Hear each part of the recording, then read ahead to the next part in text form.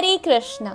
श्रीमद् भागवत गीता यथारूप अध्याय 4 दिव्य ज्ञान श्लोक संख्या 31।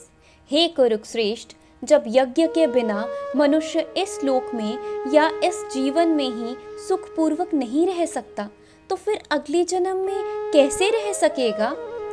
तात्पर्य, मनुष्य इस लोक में चाहे जिस रूप में रहे वह अपने स्वरूप से अनविज्ञ रहता है।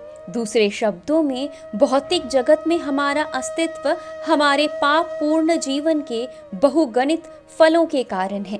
अज्ञान ही पाप पूर्ण जीवन का कारण है और पाप पूर्ण जीवन ही इस भौतिक जगत में अस्तित्व का कारण है। मनुष्य जीवन ही वह द्वार है जिससे होकर इस बंधन से बाहर निकला जा सकता है। अंततः वेद हमें धर्म, अर्थ, काम तथा मोक्ष का मार्ग दिखलाकर बाहर निकलने का अवसर प्रदान करते हैं। धर्म या ऊपर संस्कृत अनेक प्रकार के यज्ञ हमारी आर्थिक समस्याओं को स्वतः हल कर देते हैं। जनसंख्या में वृद्धि होने पर भी यज्ञ संपन्न करने से हमें प्रचुर भोजन, प्रचुर दूध इत्यादि मिलता रहता है। जब शरीर की आवश्यकता पूर्ण होती रहती है तो इंद्रियों को तुष्ट करने की बारी आती है। अंततः वेदों में नियमित इंद्र तृप्ति के लिए पवित्र विवाह का विधान है।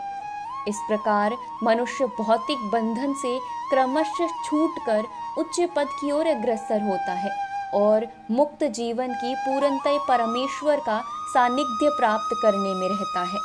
यह पूर्णतः यज्ञ संपन्न करके प्राप्त की जाती है, ऐसे पहले बताया जा चुका है। फिर भी यदि कोई व्यक्ति वेदों के अनुसार यज्ञ करने के लिए तत्पर नहीं होता तो वह इस शरीर में सुखी जीवन की कैसे आशा कर सकता है। फिर दूसरे लोगों में दूसरे शरीर से सुखी जीवन की आशा तो व्यर्थ ही है।